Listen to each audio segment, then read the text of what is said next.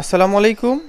আশা করি আপনারা ভালো আছেন। আজকের ভিডিওটি হচ্ছে ছোট বাচ্চাকে সঠিকভাবে ফিডিং করার নিয়মটা কি, পাখির বাচ্চাকে সুস্থ রাখতে ফিড করাতে কি কি প্রয়োজন, কোন জিনিসটা দিলে সে হেলদি থাকবে, ভালো থাকবে, গ্রোথ খুব দ্রুত হবে এবং ডাইজেশন খুব ভালো হবে। আসুন বিস্তারিত আপনাদের সামনে আলোচনা করি। শুরুতে ভালো মানের হ্যান্ড ফিড ব্যবহার করতে হবে। নিউট্রিবার্ড বা আরও অন্যান্য কোম্পানির হতে পারে। নিউট্রিবার্ডের দাম অনেক বেশি, তাই আমি দীর্ঘ 14-15 বছর পাখি পালার অভিজ্ঞতার উপরে ভিত্তি করে আমি নিজেই হ্যান্ড ফিড তৈরি করি। আমার হোম ব্রিড বাচ্চা, কিন্তু এগুলা আপনারা আগের ভিডিও যদি দেখে থাকেন তাহলে জানবেন হোম ব্রিড বাচ্চা অনেক হেলদি, মোটা তাজা। এই সকল বাচ্চাকে ওর মা বাবার কাছ থেকে বের করে নিয়েছি আমি 14-15 দিন বয়সে, তারপর থেকে হ্যান্ড ফিড করছি। আমি আমার নিজের ব্যক্তিগত তৈরি করা হ্যান্ড ফিড, এটা গুণে মানে অনেক অংশেই ভালো এবং গ্রোথ অনেক সুন্দর হয়। আপনাকে শুরুতে হ্যান্ড ফিড তৈরি করার নিয়মটা জানতে হবে। যে কোনো হ্যান্ড ফিড হতে পারে, খোলা হ্যান্ড ফিড হতে পারে, অন্যান্য কোম্পানির হতে পারে। আপনারা হ্যান্ড ফিড তৈরি করতে কয়েকটা জিনিস ব্যবহার করবেন না। ছাতু ব্যবহার করবেন না, বেসন ব্যবহার করবেন না, এগুলোতে বাচ্চার ক্ষতি হয়। বা ডাউল জাতীয় সরাসরি খাবার বাচ্চাকে দিয়ে দিবেন না, এটা তো ক্ষতি হয়। আমি আগের ভিডিওতেও বিষয়টা উপস্থাপন করেছি। এই দুই রকম বাচ্চাকে হ্যান্ড ফিড করার নিয়মটা আপনাদের একটু বলে দিই। একটা টিনের বাটি নিতে হবে, একটা চামচ নিতে হবে, একটা সিরিঞ্জ নিতে হবে এবং একটা মেলামাইন হোক বা প্লাস্টিকের বাটি হোক আপনাকে নিতে হবে। এরপরে একটা ভালো মানের হ্যান্ড ফিড নিতে হবে। আর হাতের কাছে অবশ্যই দুইটা ওষুধ রাখবেন। একটা হচ্ছে লিভার টনিক, পাখির বাচ্চা সুস্থ রাখতে, হজম ক্রিয়া ভালো রাখতে লিভার টনিক, এবং ভিটা3 হচ্ছে vitamin B complex, vitamin B1, B2, B6। এতে নিউরন বা ওর যে স্নায়বিক দুর্বলতা এগুলো থাকবে না। অনেক সময় ফিড করার মাধ্যমেও ফিডিং তৈরি করার মাধ্যমেও কিন্তু আমাদের অনেক ভুল হয়ে যায়, যার কারণে বাচ্চার স্নায়বিক দুর্বলতা দেখা দেয়। অনেক সময় দেখবেন বাচ্চার পেটের নিচ কালো হয়ে গেছে বা পায়খানা অনেক অংশেই মানে কালো হয়ে গেছে। তো এটার সমস্যাই হচ্ছে নিউরনের প্রবলেম। আর আপনাকে নিতে হবে ফ্রেশ পানি, মিনারেল ওয়াটার না। মিনারেল ওয়াটারে যদি নেন তাদের মিনারেল হচ্ছে গুণাগুণ মানটা থাকে না।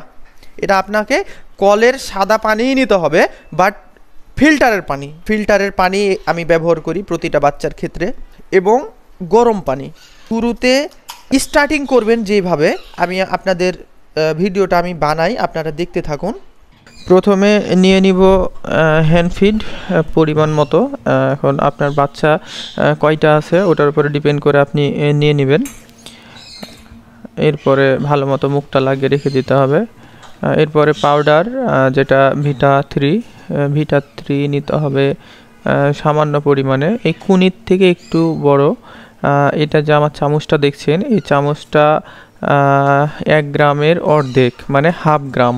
তা এই হাফ গ্রামের দেখা যাচ্ছে ওখানে 6 ভাগের 1 ভাগ দিলাম।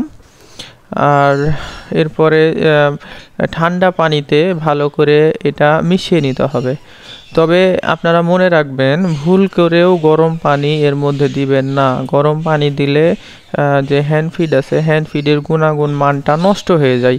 আমি এর আগে হ্যান্ড ফিডের সম্বন্ধে অনেকগুলো ভিডিও নিয়ে আসছি, আপনারা চাইলে ওই ভিডিওগুলোতেও দেখে আসতে পারেন। আমি প্রতিটা জায়গাতেই বলেছি গরম পানিতে কখনোই ফিডিং তৈরি করবেন না, কারণ বাচ্চার গ্যাস্ট্রিক প্রবলেম হয় গরম পানিতে ফিড তৈরি করলে। ঠান্ডা পানি দিয়ে ফিডটাকে ভালো মতো নাড়িয়ে নেবেন, নাড়িয়ে একটা সময়ে ভালো মতো ওটা পানির সাথে মিশে যাবে।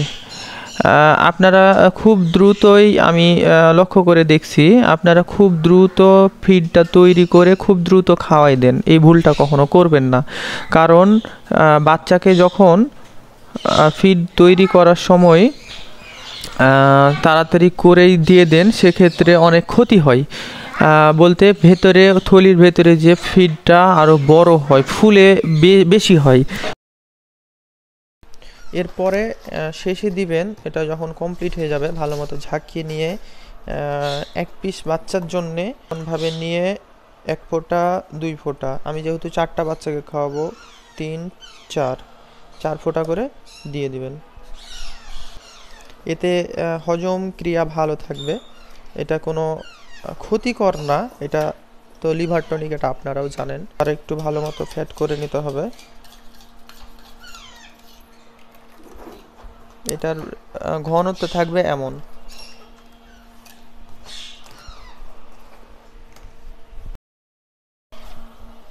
বাচ্চাকে বাম হাতে ধরে মাথার কাছে হাত দিয়ে আপনাকে এই যে সিরিঞ্জ আছে, এই সিরিঞ্জ ডান হাতে নিতে হবে।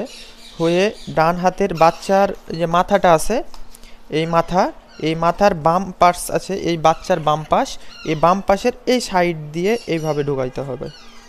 আমি ক্যামেরাটা ঘোরাই, তাহলে ভালো মতো আপনারা দেখতে পাবেন।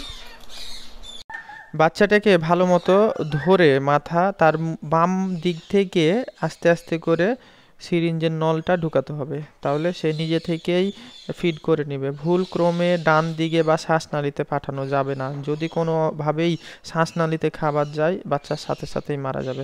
অতএব এই জিনিসটা থেকে একদম সাবধান। তো ভালো থাকুন সবাই।